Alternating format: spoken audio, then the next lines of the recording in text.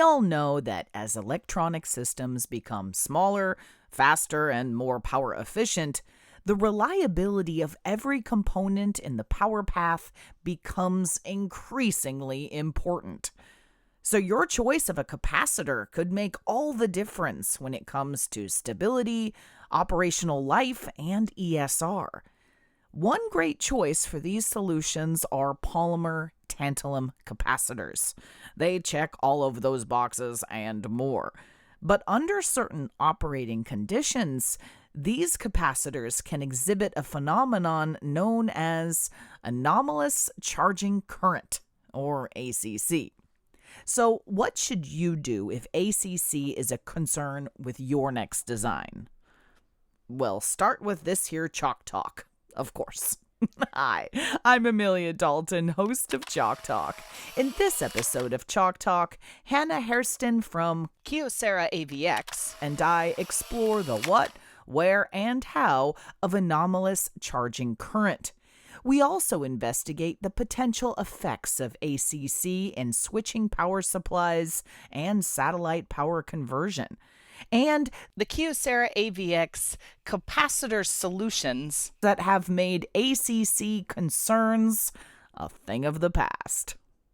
And before we get started, don't forget to click that link. There you can find even more information about this topic from Kyocera AVX. Hi, Hannah. Thank you so much for joining me. Hi, Amelia. Thanks for having me. Absolutely. All right. So, Hannah, we're talking about anomalous charging current, or ACC, in polymer tantalum capacitors today. But before we get started, give us a refresher on ACC. So, anomalous charging current, ACC, is a transient current that exceeds the theoretical displacement current when a polymer tantalum capacitor is charged. While it typically lasts between microseconds to milliseconds, it can have negative effects on a system. ACC can vary greatly with moisture and temperature. It tends to be higher or worse when the capacitor is cold and dry, and it tends to be lower or better when the capacitor is exposed to warmer, more humid conditions. ACC is also dependent on voltage stress, but not linearly, and it is most challenging in low to medium voltage parts. It is a repeatable behavior when parts are dried between charges, but ACC does tend to decrease over time with repeated charging. So, Hannah, what kind of measurement methods should we use with ACC? So there are two common ways we can measure ACC, the first of which is the constant voltage ramp method. As the name implies, the voltage is increased at a constant specified rate until the capacitor is fully charged while the current is monitored and recorded. ACC is then determined by referencing the theoretical charging current equation, which is equal to the capacitance times the change in voltage over the change in time. So essentially, it's the capacitance times the ramp rate, and then measuring the ratio of the discrepancy. The graph here is depicting a 150 microfarad 10-volt part tested at different ramp rates. The dotted lines represent the ideal charging currents. The second method of measuring ACC is the constant current method. For this, a specified current is applied to the part until the target voltage is reached, while the time is being monitored and recorded.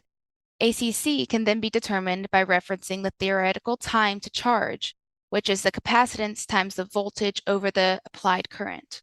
And then you can measure the ratio of the discrepancy to determine if there's ACC or not. And the graph here in this slide is showing multiple measurements for a 33 microfarad 16-volt part, each with a different applied current. The dotted lines represent the ideal charging times. That makes sense. So, Hannah, what causes ACC to occur in polymer capacitors? Well, it ultimately comes down to this conductive polymer composite, P-dot and PSS, that is used for the cathode in polymer tantalum capacitors. P-dot is the conductive part, but on its own, charge carriers are confined to traveling along the single P-dot polymer chain. PSS, a non-conductive polymer, is added as a dopant or counterion. This is what forms P-dot into a stable, conductive P-type material overall.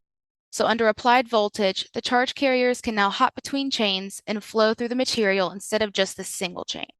While it conducts well under nominal operating conditions, the phenomenon of ACC is not seen in conventional MnO2 cathode tantalums, but is exclusive to the polymer cathode tantalum capacitors. One theory in the literature ties ACC to dipole reorientation at the tantalum dielectric polymer cathode interface, which creates an initial energy barrier. This initial energy barrier either strengthens or weakens depending on environmental stimuli. So in cold conditions or dry conditions, the barrier weakens, allowing more initial current flow. In warm or humid conditions, the barrier strengthens, preventing less initial current flow. Additionally, there are variations to steps in the manufacturing process, such as dielectric formation and polymerization, that can also affect the level of ACC. Let's talk specifically about the benefits of tantalum polymers. While polymer tantalum capacitors with high ACC are undesirable, it can be managed, and there are several positive attributes that make polymers valuable in a variety of applications. For one, the tantalum dielectric has one of the highest volumetric efficiencies, meaning high capacitance in a small package. And unlike standard MnO2 tantalums, polymers have a benign failure mode. Polymers also have the lowest ESR compared to other electrolytic capacitor technologies, and therefore higher ripple current capabilities. The graphs below show our polymer TCJ series in red, and the left graph shows the ESR curve across frequency compared to other electrolytics. The graph on the right shows the comparison of ripple capability, where it is clear that the polymer is superior. Okay, so what kind of side effects should we keep in mind when it comes to ACC, especially for power supplies? Polymer capacitors make excellent output filters in switching power supplies due to their ability to manage these high ripple currents. But if they have high ACC, the switching frequency may overlap with the initial transient spike, where the capacitor does not have enough time to fully recover. And as a result, the DC output may have temporarily increased ripple currents. The circuit may interpret the transient spike as a temporary shorted output and trigger overcurrent protection, which would disrupt normal operations of the system. So, what about in the case of satellite power conversion? What kind of effects can ACC have in this case? Buck converters are essential in satellite systems to step down the voltage from the solar arrays into a usable bus voltage distributed to the subsystems. But the capacitor's exposure to the subnominal temperatures and dry vacuum of space must be considered. So, tantalum polymers are commonly used for their bulk capacitance at the input of the power conversion. Satellites experience a significant drop in temperature during eclipse cycles. And if the electronics on board are not thermally managed, high ACC may contribute to instability in the converter startup operation when exiting these eclipse cycles. Polymers can also be used at the converter output to help smooth any remaining ripple. And when ACC is high, the capacitor may not have time to recover from the transient between switching cycles, potentially resulting in temporarily elevated ripple currents to the subsystems. So, Hannah, what kind of design considerations should we keep in mind moving forward? Thankfully, there are several options for minimizing the effects of ACC. First, consider operational conditions. It is known that cold and/or dry conditions typically make ACC worse. Perhaps the simplest step that can be taken is derating the voltage. Standard guidelines for polymers suggest 10% derating for parts less than or equal to 10 volts and 20% derating for parts greater than or equal to 16 volts. Consider derating to 50% of the rated voltage for parts with known ACC, since it increases with the voltage stress to the part. There are other recommended derating curves possible depending on the product family and supplier. Another option is to utilize an NTC thermistor, which Kyocera AVX offers a variety of. An NTC thermistor can be useful for managing ACC because it has an extremely high initial resistance, which helps absorb the excess current during charging. The resistance then drops rapidly as the current heats up the thermistor, enabling normal operations. Lastly, a simple bypass circuit can be employed using a MOSFET. In this example circuit here, the series resistor lowers the voltage slew rate seen by the polymer during the initial charge, where ACC is highest. Once the cap is fully charged, the MOSFET switches close, bypassing the resistor to allow for normal operations. This method won't eliminate ACC altogether, but it will certainly mitigate its impact on the rest of the circuit. We're here to talk about new polymer technology, right? So, Hannah, let's get into that. Absolutely. While there is unfortunately no one magic answer to solving ACC, our polymer experts at Kyocera AVX are continuously working towards creating a better dielectric for a more stable and reliable part. There are steps in the manufacturing process that are researched, tested, and improved upon to mitigate ACC as much as possible. And while it is still ongoing, we have already made significant advancements in reducing and even eliminating ACC in our polymers. For example, these 15 microfarad 35-volt parts from our TCB series were subjected to drying at 125 degrees C for various periods up to 1,000 hours, then measured at ambient temperature. Even after excessive drying, no ACC was detected. In the graph to the right, the parts were then measured for ACC at temperatures ranging from minus 75 C to 105 C, and again, no ACC was observed even at such cold temperatures. Hannah, what does Kyocera AVX have to offer here? Well, in terms of improved ACC, we have several options available. In all four series here, the 2.5 volt through 6 volt parts are ACC free. The TCB and TCS series are ACC free for 10 volt parts when derated 50%, and ACC free for all parts above 10 volts.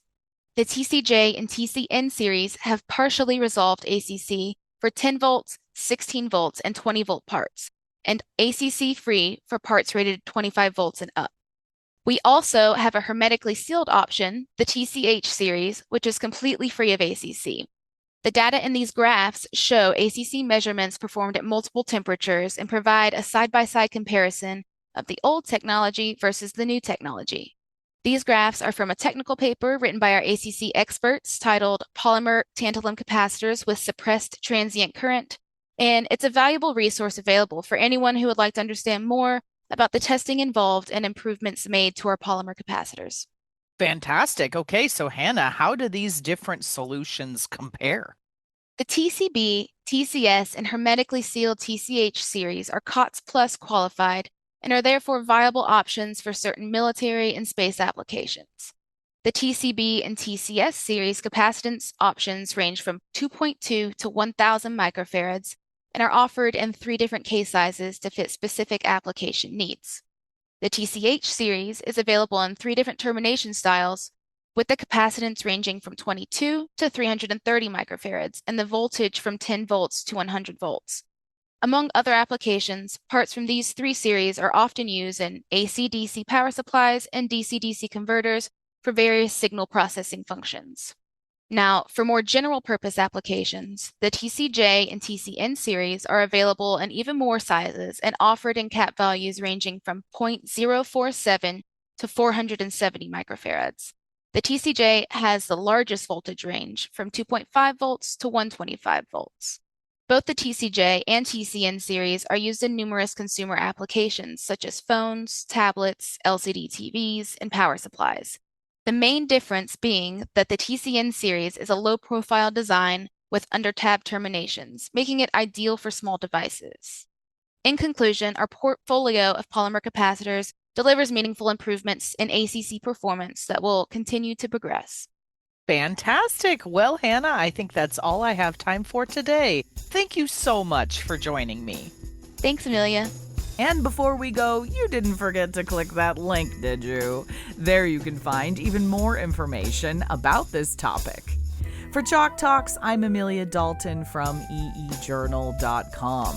For more Chalk Talks, head on over to the Chalk Talk section of EE Journal. You can't miss it, it's right across the top. Or head on over to YouTube, youtube.com/EE Journal.